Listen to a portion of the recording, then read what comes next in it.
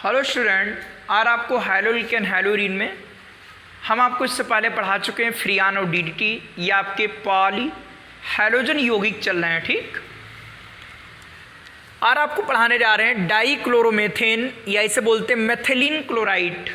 ये आपका तीसरा यौगिक है। पहला यौगिक फ्रियान और डीडीटी पढ़ा था, तीसरा यौगिक आपका है डाइक्लोरोमेथेन CH2Cl2। इसकी पहले पढ़ेंगे आप लोग बनाने की विधियां, फिर इसके गुण भी और उपयोग भी। इसके उपयोग अधिक प्रमुख हैं, ठीक, और बनाने की विधियां भी प्रमुख हैं। देखिए, बनाने या विरचन की विधियां,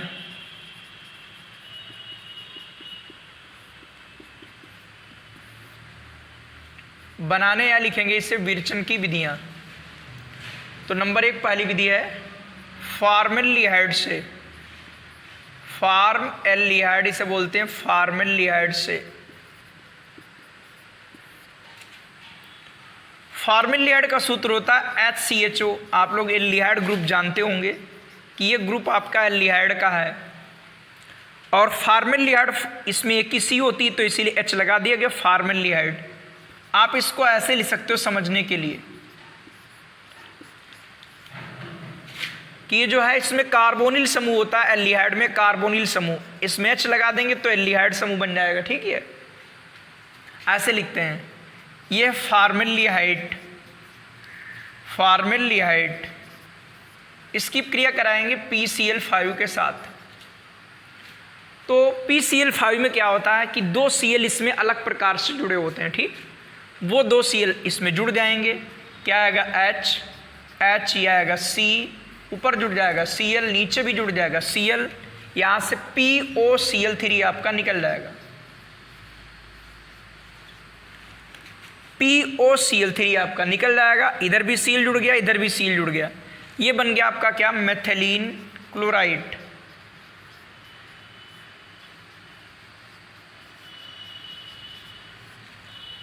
कि फार्मेल्डिहाइड की क्रिया, फार्मेल्डिहाइड की अपक्रिया PCl5 के साथ कराते हैं,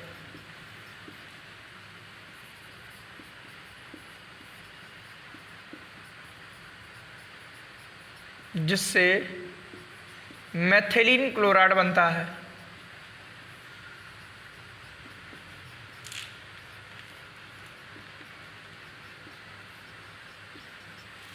फार्मेल्डिहाइड की क्रिया PCl5 के साथ कराते हैं, जिससे मेथिलीन क्लोराइड बनता है।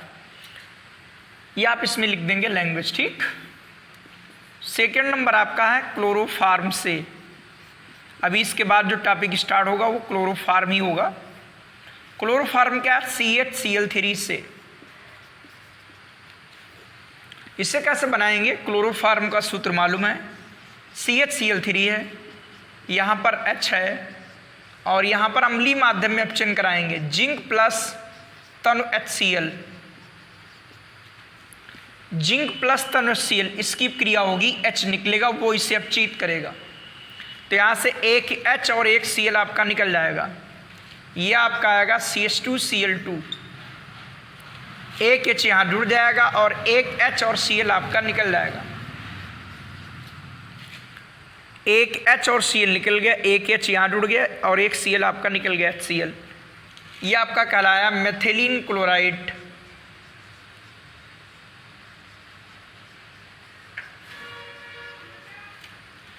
ये क्लोरोफार्म है, इसका आप चिन्ह करा देंगे जिंक प्लस तनु Cl द्वारा, जिससे बनेगा मेथिलीन क्लोराइड। ये क्लोरोफार्म का अपचयन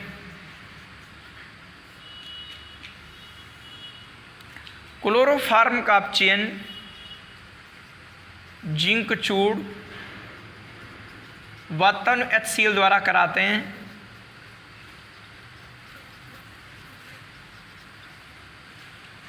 जिससे मेथिलीन क्लोराइड बनता है।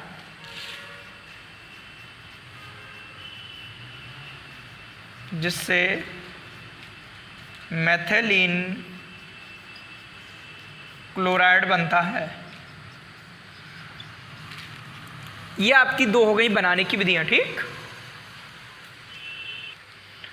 देखिए इसके गुणधर्म, नंबर फर्स्ट है कि यह एक मीठी गंध वाला रंगहीन वाष्पशील द्रव है। ठीक, इसकी गंध मीठी होगी, ये कलरलेस होगा और वाष्पशील द्रव है। अगला है कि इसकी क्रिया तनु क्षारों से कराएंगे।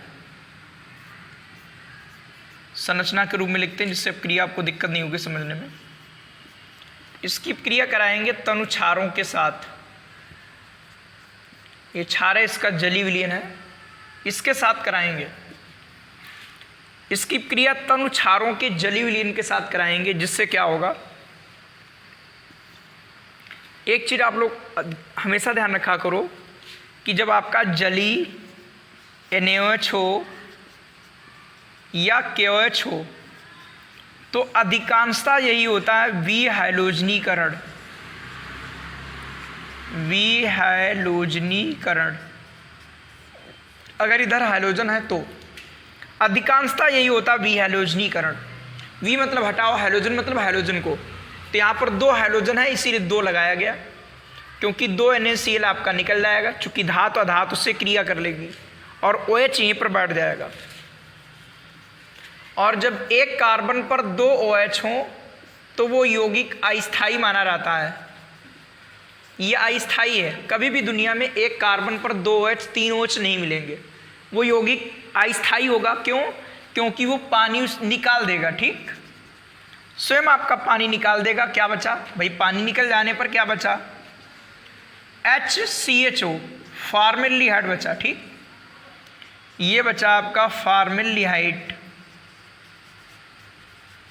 और पानी आपका निकल गया। ठीक, तो यहाँ पर लिखेंगे कि इसकी अपक्रिया कास्टिक क्षारों के जली विलयन के साथ कराते हैं। जली विलयन के साथ कराते हैं, जिससे इसकी क्रिया कास्टिक क्षारों के जली विलयन के साथ कराते हैं, जिससे फॉर्मेल्डिहाइड बनता है। फॉर्मेल्डिहाइड बनता है। ये इसके गुणधर्म हो गए। ठीक, आपको क्रिया समझ में आई होगी, बहुत सरल अपक्रिया है, आप एक बार लिखोगे आसानी से तैयार होगी।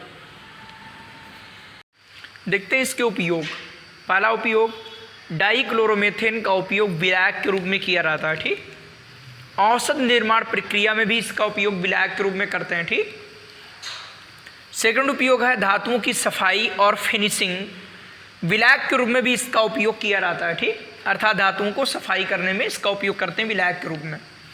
अगला, इसके हानिकारक प्रभाव क्या है कि यह मनुष्य के केंद्रीय तंत्रिका तंत्र, जो आपका नर्वस सिस्टम होता है, उसको हानि पहुंचाता है। ठीक, वायु में अगर थोड़ी सी मात्रा इसके संपर्क में आएंगे तो क्या होगा, श्रवण मतलब सुनने की क्षमता, दृश्य मतलब देखने की क्षमता में कमी आ जाएगी, आंशिक रूप से कमी आ जाएगी, अर्थात क्षीणता मतलब कमी।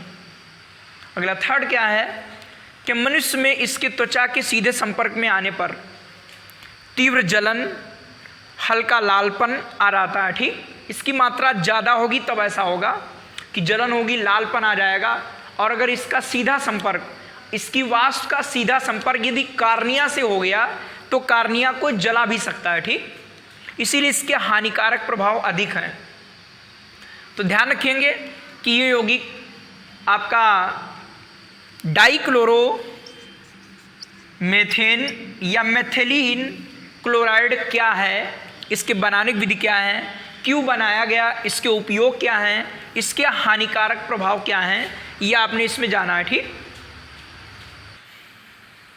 अब देखते हैं आपका चौथा यौगिक है क्लोरोफॉर्म। ये आपका मोस्ट इंपॉर्टेंट है क्लोरोफॉर्म। इसका सूत्र क्या होगा, CHCl3। क्लोरोफॉर्म क्या है, CHCl3। इसका रासायनिक नाम क्या होगा, ट्राई मतलब 3 और Cl का मतलब हो गया पूरक में क्लोरो और एक C हो गया मेथेन, ट्राइक्लोरोमेथेन। ट्राइक्लोरोमेथेन ये हो गया क्लोरोफॉर्म। इसको जो है, इसकी खोज सन 1851 में लीबिग वह सुबिरन ने की थी, सुबिरन ने क्लोरोफार्म। और इसमें 1884 में इसमें निश्चेतक के गुण, निश्चेतक, निश्चेतक क्या होता है? बेहोशी। निश्चेतक के गुणों के बारे में सन 1884 में सिम्पसन, इन्होंने जो है इसमें निश्चेतक गुणों का अध्ययन किया या इसके निश्चेतक गुणों के बारे में इसमें बताया, ठीक, कि जो क्लोरोफार्म है ये निश्चेतक अर्थात बेहोशी का आकार करता है, ठीक। जैसे आप ट्रेन में बैठकर जाते हो या बस में बैठकर जाते हो तो जो रुमाल में क्या होता है वो क्लोरोफार्म लगाते हैं और आपको सूंघा देते हैं, आप बेहोश हो जाते हो, ठीक, और आपकी पड़ोस वाला जेब साफ करके चला जाता है। तो ये है निश्चेतक के रूप में, क्योंकि आपको बेहोशी आती इसको सूंघने से, ठीक। तो यही है आपका क्लोरोफार्म। अब पढ़ेंगे इसमें विरचन या बनाने की विधियां। विरचन या इसे लिखते हैं बनाने की विधियां।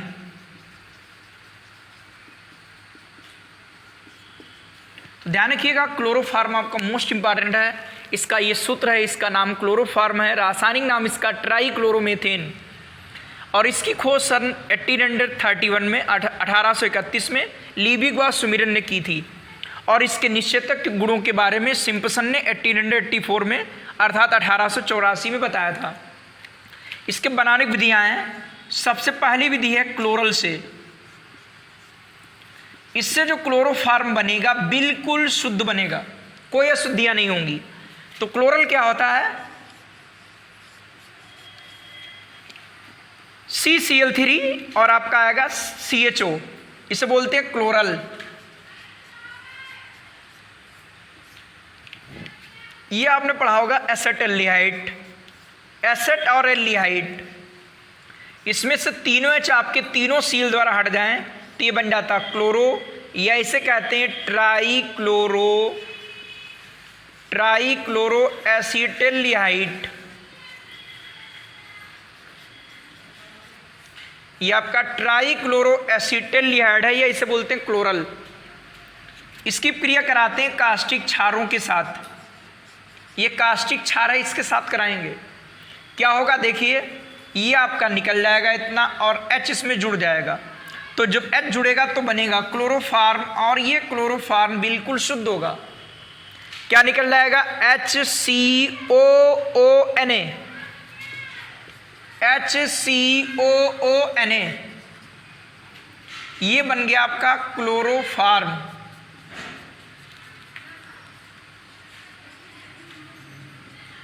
और ये क्लोरोफार्म बिल्कुल शुद्ध होगा, ठीक। तो यहां पर लिखेंगे लैंग्वेज कि क्लोरल की क्रिया कास्टिक क्षारों, चाहे NaOH ले लीजिए चाहे KOH, क्लोरल की क्रिया कास्टिक क्षारों के साथ कराते हैं जिससे शुद्ध क्लोरोफार्म बनता है। और इसके आगे की विधियां आपको आगे वीडियो में मिलेंगी।